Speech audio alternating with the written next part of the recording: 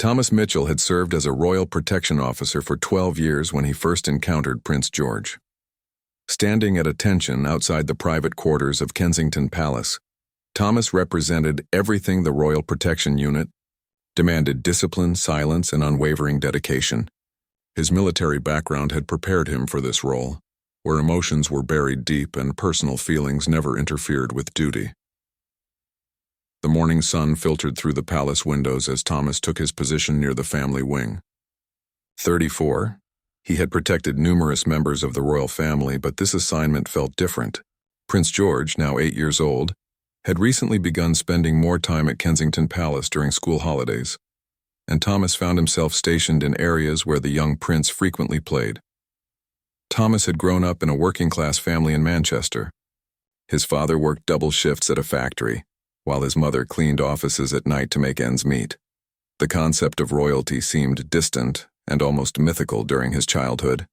When he joined the army at 18, Thomas never imagined he would one day stand guard over the future King of England. The irony wasn't lost on him that a boy from the council estates now protected someone born into unimaginable privilege. The first few weeks passed without incident. Thomas maintained his professional distance, acknowledging the prince with respectful nods when required but never engaging beyond his duties. The royal family had strict protocols about staff interaction with the children, and Thomas followed them religiously. He had worked too hard to reach this position to risk it with unnecessary familiarity. During quiet moments, Thomas couldn't help but observe the young prince's daily routine. George moved through the palace with a natural confidence that only came from being born into such surroundings.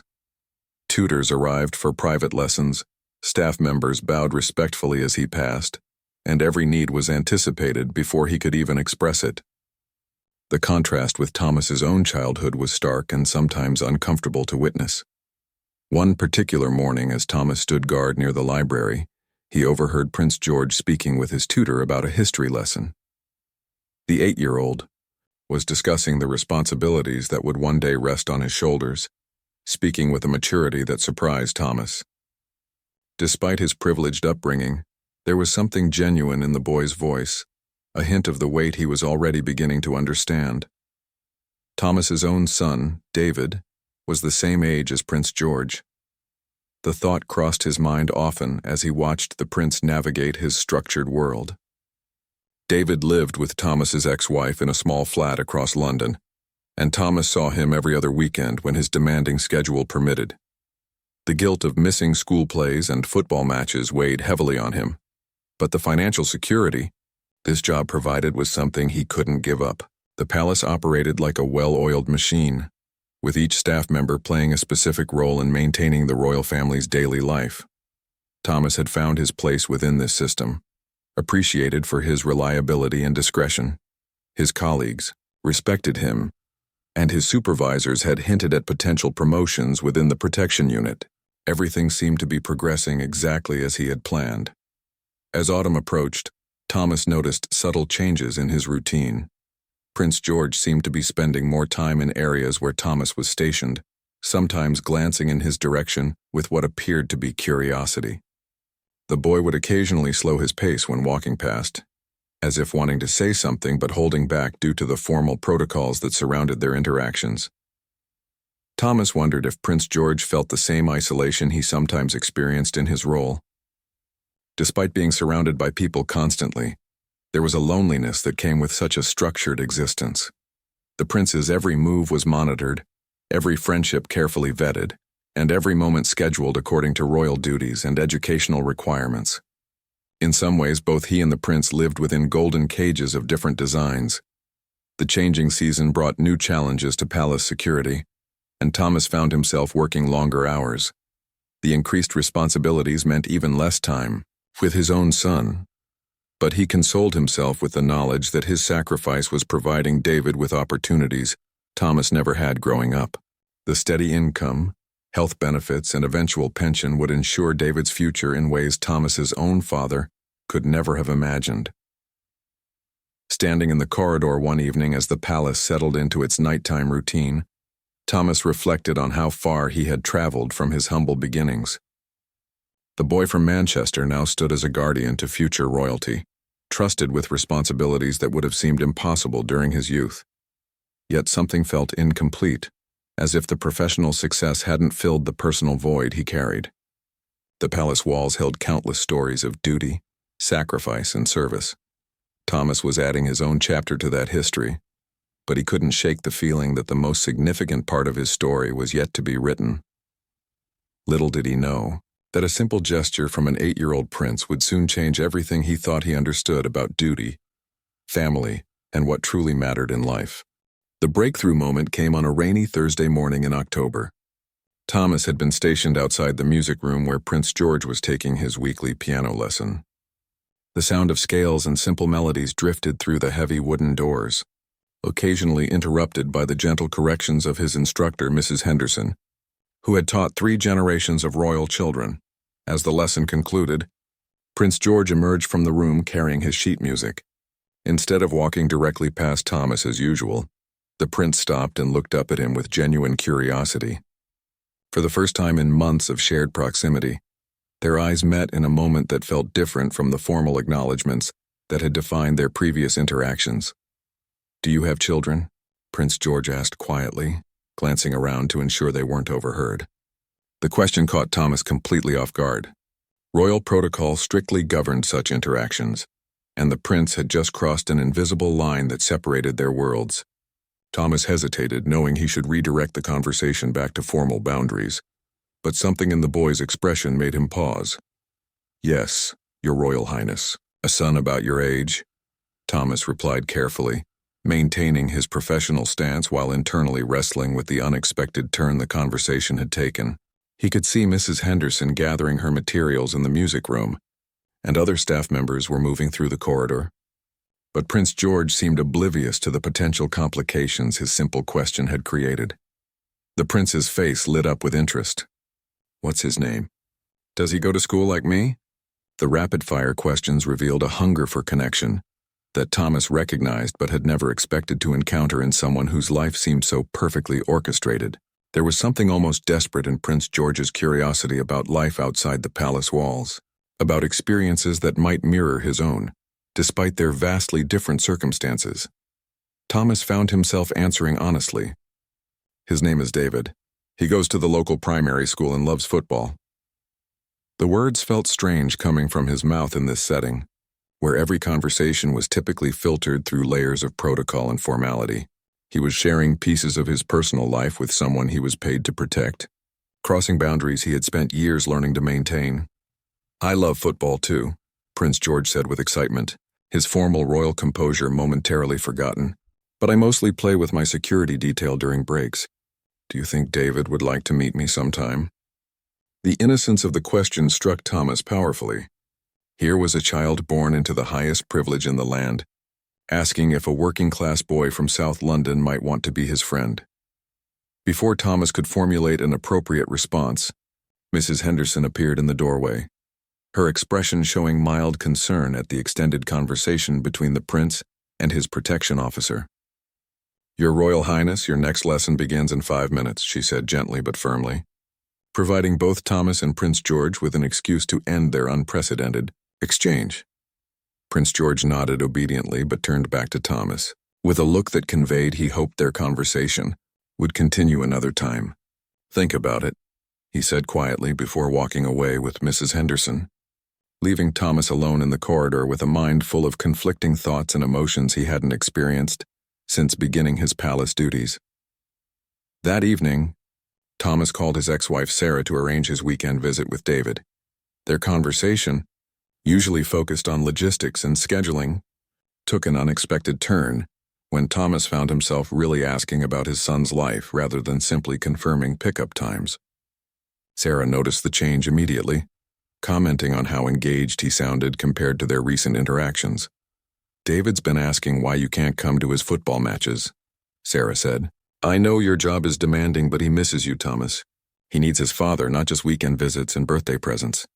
Her words stung because Thomas knew they were true. His pursuit of professional success and financial security had created distance between him and the person who mattered most. During his time off that weekend, Thomas really looked at his son for perhaps the first time in months. David had grown taller, his face had matured, and his conversations revealed interests and concerns that Thomas had missed while focusing on his career advancement. They played football in the local park, and Thomas felt a joy he hadn't experienced since his early days as a new father. David talked excitedly about school friends, upcoming projects, and dreams for the future. Thomas realized how much of his son's life he had been missing while standing guard over someone else's child. The irony was painful and clear. He was protecting Prince George's childhood, while inadvertently neglecting his own son's formative years. Back at the palace the following Monday, Thomas found himself viewing his surroundings differently. The opulent rooms and priceless artifacts that had once impressed him now seemed less important than the human connections he had been avoiding. When Prince George appeared in the corridor after his morning lessons, Thomas felt a new understanding of what the boy had been seeking in their brief conversation. The prince stopped near Thomas again, this time with less hesitation. "Did you think about what I asked?" he said quietly. "About David?" The hope in his voice was unmistakable, and Thomas realized that Prince George's interest wasn't just polite curiosity. The boy genuinely wanted to connect with someone his own age, someone whose life existed outside the carefully controlled environment of royal expectations. Thomas knew he was approaching a crossroads that would require him to choose between strict professional protocol and human compassion. The decision he made would affect not only his career, but also his relationship with his son and his understanding of what it truly meant to serve and protect someone entrusted to his care. The weight of that choice would soon prove heavier than any responsibility he had carried during his 12 years of royal service. The weight of Prince George's question followed Thomas through the following weeks like a shadow he couldn't escape. Every interaction with the prince became charged with unspoken possibility, and Thomas found himself caught between his professional obligations and a growing understanding that something profound was happening beneath the surface of their carefully regulated encounters. During this period, Thomas began to observe Prince George more closely, not as a security threat assessment, but as a father might watch his own child. He noticed how the prince's shoulders would slump slightly when tutors announced particularly challenging lessons, how his face would brighten when outdoor activities were scheduled, and how he would sometimes pause at windows, gazing out at the London streets with an expression of longing that seemed far too mature for an 8-year-old. One afternoon, Thomas overheard a conversation between Prince George and his private secretary about the upcoming school holiday schedule. Every minute had been planned and accounted for: educational trips, cultural visits, formal portraits, and supervised recreational activities. There was no mention of unstructured playtime or casual friendships, elements that Thomas suddenly realized were entirely absent from the prince's carefully orchestrated existence.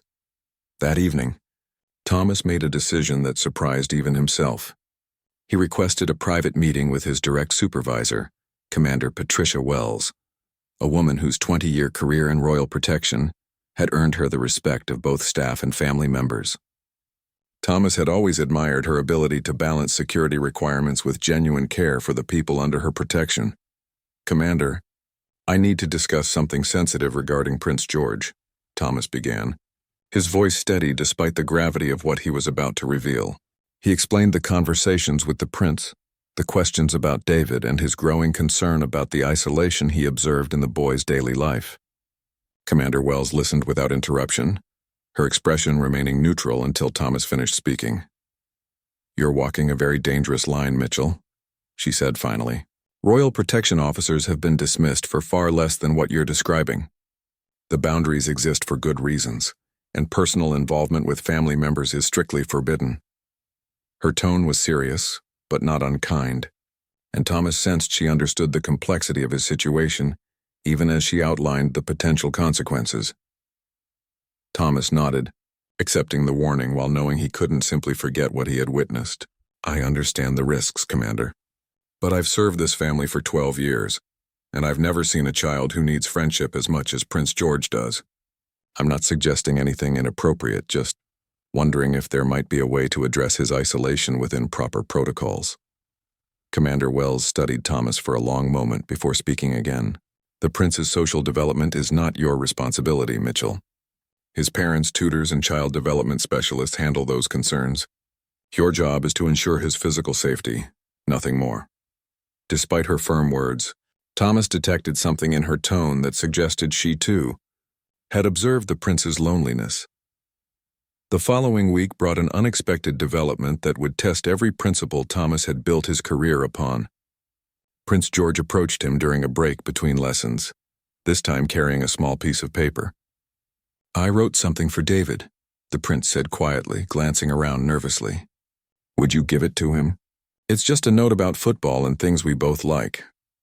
Thomas looked down at the carefully folded paper, realizing that accepting it would represent a complete breach of protocol.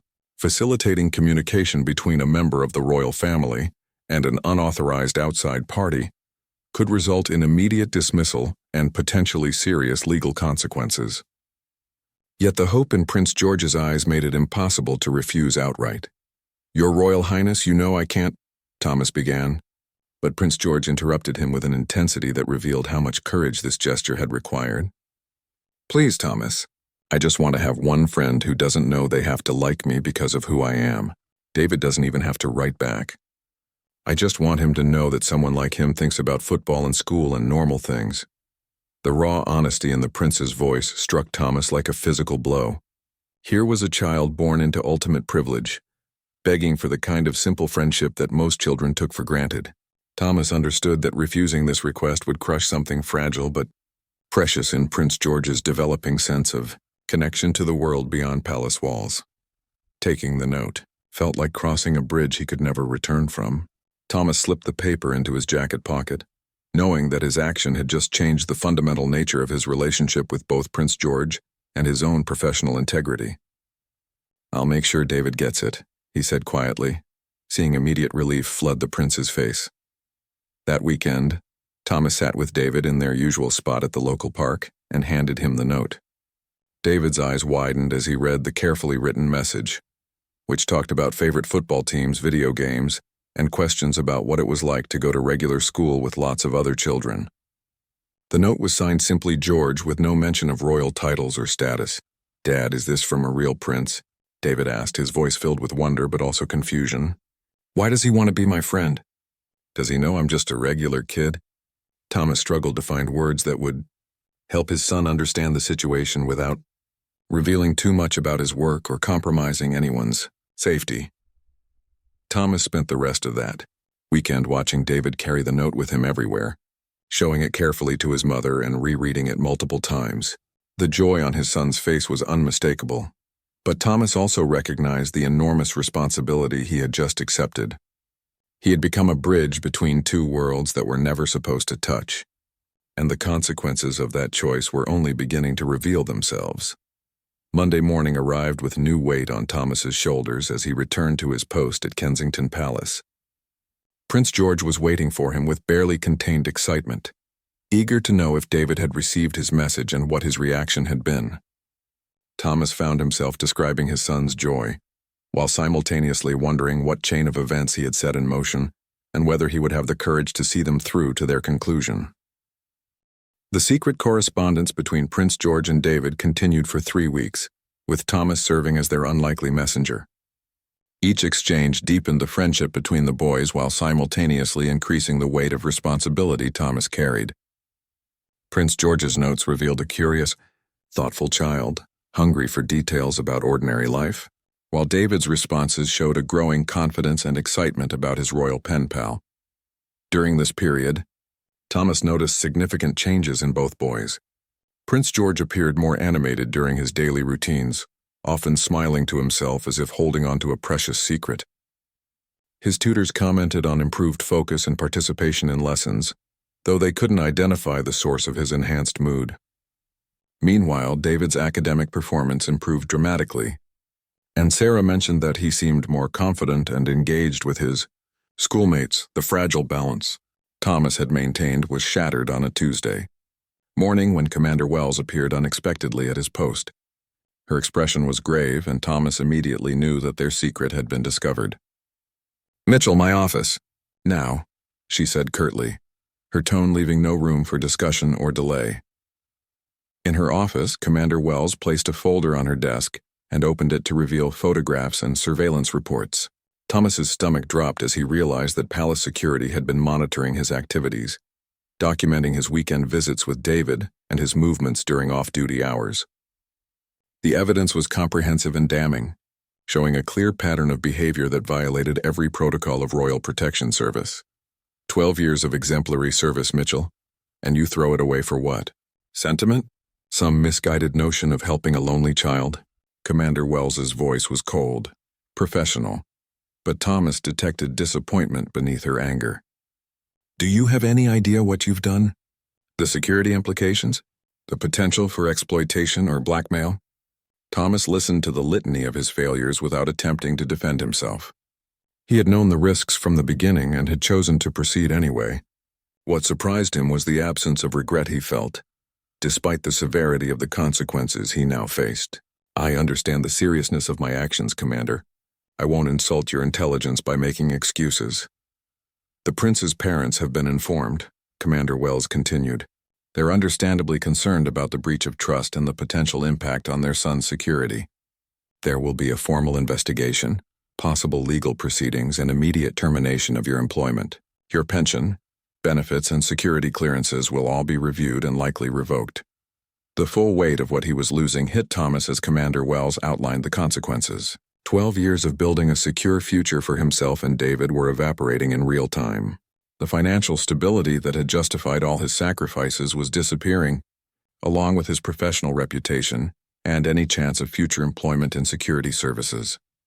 However, Commander Wells said, her tone shifting slightly, before final decisions are made, their Royal Highnesses would like to speak with you personally. This is highly unusual and speaks to their recognition of your previous exemplary service. The meeting is scheduled for tomorrow morning. I suggest you use the time to prepare a thorough explanation of your actions. That evening, Thomas called Sarah to explain that he would likely lose his job, though he couldn't provide specifics about why. Her reaction was predictably concerned about the financial implications for David's future, but she also expressed surprise at hearing something approaching happiness in Thomas's voice, despite the crisis he faced.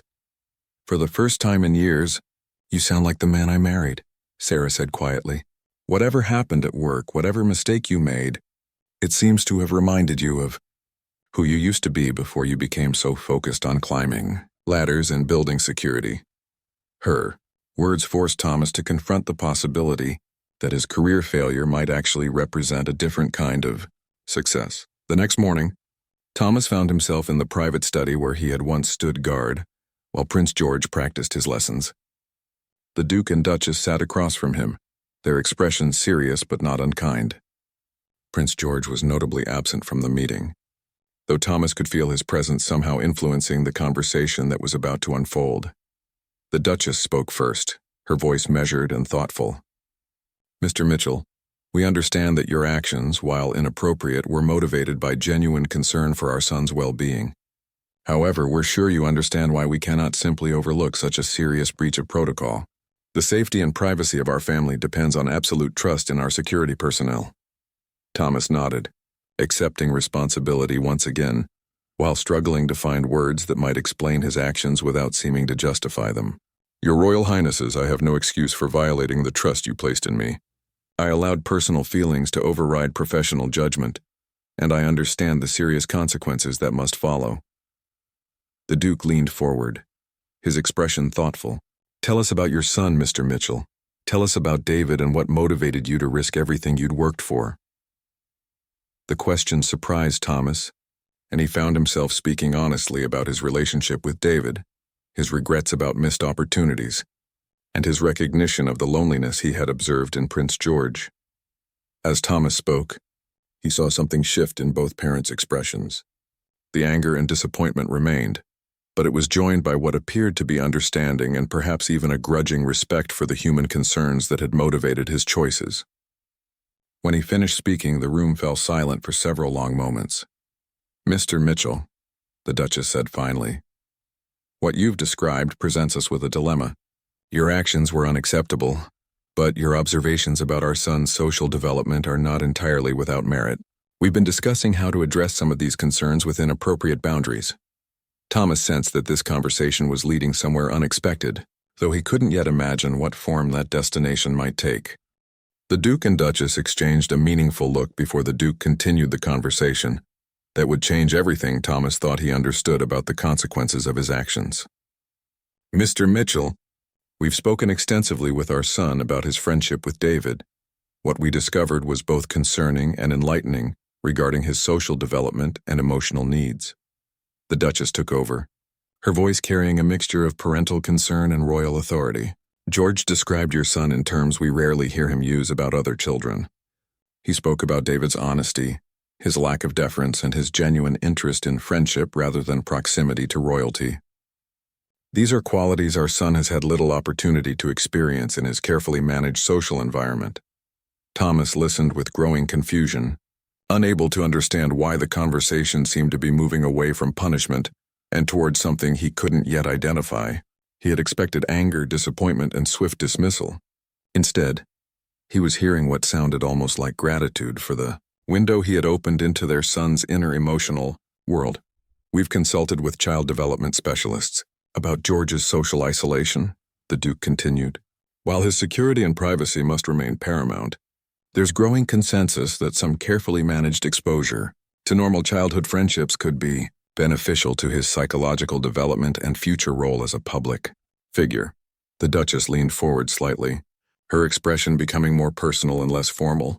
"Mr. Mitchell, what we're about to propose is unprecedented and will require absolute discretion and trust from all parties involved. We're considering the possibility of arranging supervised meetings between George and your son David, under strictly controlled conditions that prioritize both boys' safety and well-being." Thomas felt as if the ground had shifted beneath him. Instead of facing termination and disgrace, he was being offered an opportunity that seemed impossible to comprehend. "Your Royal Highnesses, I don't understand. My actions violated every protocol of my position. How could you possibly trust me with something even more sensitive than my original duties?" The Duke's expression softened slightly as he explained their reasoning. "Your willingness to risk your career for what you perceived as a child's emotional needs demonstrates exactly the kind of protective instinct we want surrounding our son.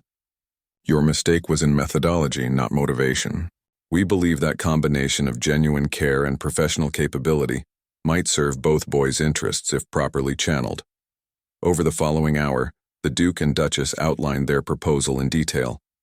Thomas would be reassigned within the palace staff to a position that would allow him to facilitate and supervise carefully planned interactions between Prince George and David. These meetings would occur on palace grounds under full security protocols, with educational and recreational activities designed to provide Prince George with exposure to normal childhood experiences. The position would require Thomas to maintain absolute confidentiality about all interactions, undergo additional security training, and accept responsibility for David's behavior during palace visits.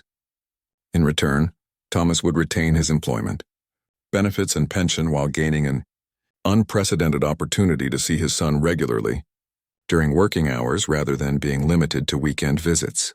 This arrangement serves multiple purposes, the Duchess explained. George gains access to genuine friendship with a child who shares his interests but not his circumstances.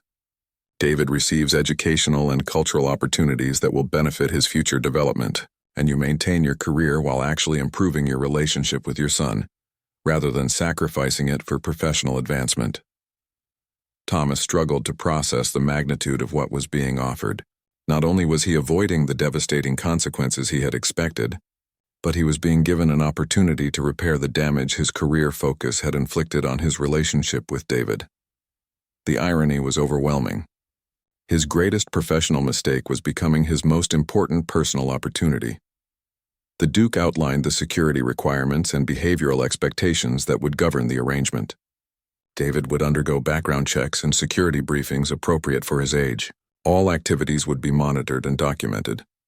Any violation of trust or protocol would result in immediate termination of both the program and Thomas's employment, with potential legal consequences for security breaches.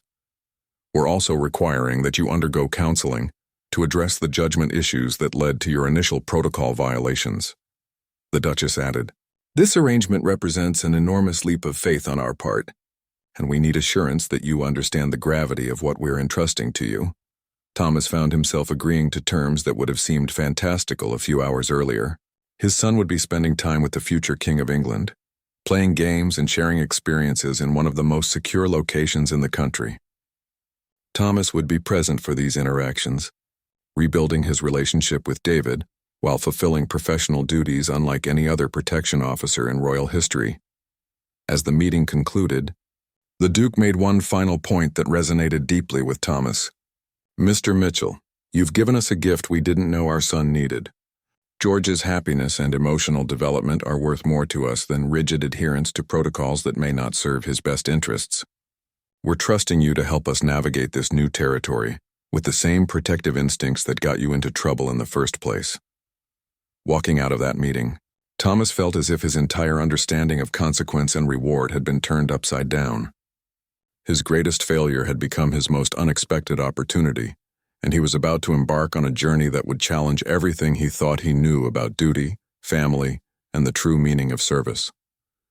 The weight of that trust would soon prove both heavier and more rewarding than any responsibility he had previously carried. 6 months after that life-changing meeting, Thomas stood in the palace gardens watching Prince George and David kick a football between them with the unself-conscious joy that only children could display. The transformation in both boys had been remarkable to witness. But perhaps more surprising was the transformation Thomas had experienced in his own understanding of what it meant to truly serve and protect the friendship between. The boys had blossomed under careful supervision, revealing depths of compatibility that went far beyond their shared love of football. David's natural confidence and humor had drawn Prince George out of his formal shell, while the prince's thoughtfulness and curiosity had encouraged David to explore interests he had never considered. Together, they had created a small bubble of normalcy within the extraordinary circumstances of palace life. Thomas had learned to navigate his new role with a delicate balance of professional oversight and paternal pride. Watching David interact with Prince George had shown him sides of his son's personality that he had missed during their limited weekend visits.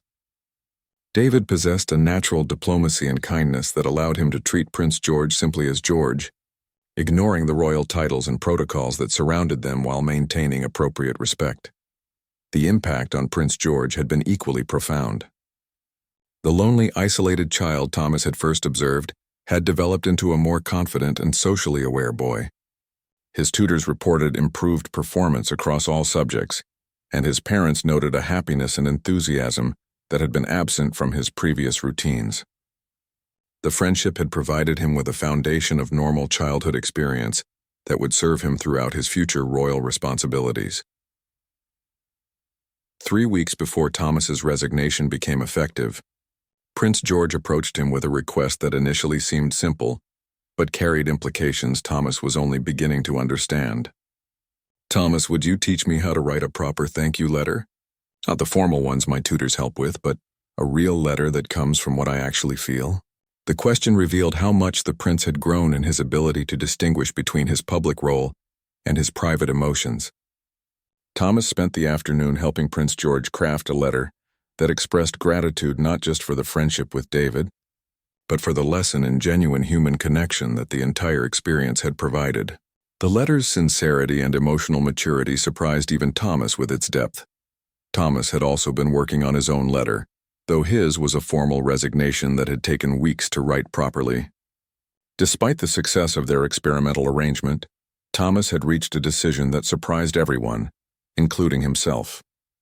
The experience of rebuilding his relationship with David while serving Prince George had clarified his priorities in ways he hadn't expected. On his final day of palace service, Thomas met privately with the Duke and Duchess to explain his decision. "Your Royal Highnesses, this opportunity has been the greatest privilege of my career, but it's also shown me that my greatest responsibility lies with my own family. David needs his father to be present for his daily life, not just for supervised palace visits, no matter how meaningful those have been." The Duchess nodded with understanding that suggested she had anticipated this moment. "Mr. Mitchell, you've given our son something irreplaceable. The confidence and social skills he's developed through his friendship with David will serve him throughout his life. We understand your decision and we respect the priorities that motivate it." The Duke added his own perspective on Thomas's choice. "You've demonstrated that true service sometimes requires difficult personal decisions. Your willingness to step away from this position to prioritize your son's needs shows the same protective instinct that made you valuable to our family. We hope you'll maintain some connection with us as David and George continue their friendship. Thomas's transition back to civilian life proved easier than he had expected, partially because the skills and security clearances from his royal service opened doors to opportunities he had never considered. More importantly, the confidence he had gained from successfully navigating the unique challenges of his palace assignment translated into other areas of his life, including his renewed relationship with both David and Sarah. The friendship between David and Prince George continued under new arrangements that allowed for more natural interactions while maintaining appropriate security measures. Thomas found himself occasionally consulting on these arrangements, providing insights based on his unique understanding of both boys' personalities and needs. The role felt more authentic and sustainable than his previous position had ever been. A year later, Thomas received an unexpected invitation to Prince George's birthday celebration, not as security personnel but as David's father and a family friend. Standing in the same palace rooms where he had once maintained professional distance, Thomas felt a profound sense of completion in the journey from rigid protocol to genuine human connection. Watching Prince George and David laugh together during the party, Thomas reflected on how a simple act of compassion had cascaded into changes none of them could have predicted. His decision to facilitate their initial correspondence had cost him one career but led him to a life that felt more purposeful and authentic than anything he had achieved through professional advancement alone. As the celebration continued around him, Thomas understood that his resignation had not been an ending but a transformation. He had learned that true protection sometimes required breaking rules rather than following them, and that the greatest service often came through recognizing when it was time to step away. Prince George's gentle but profound move toward friendship had taught them all lessons about connection, courage, and what it really meant to guard something precious.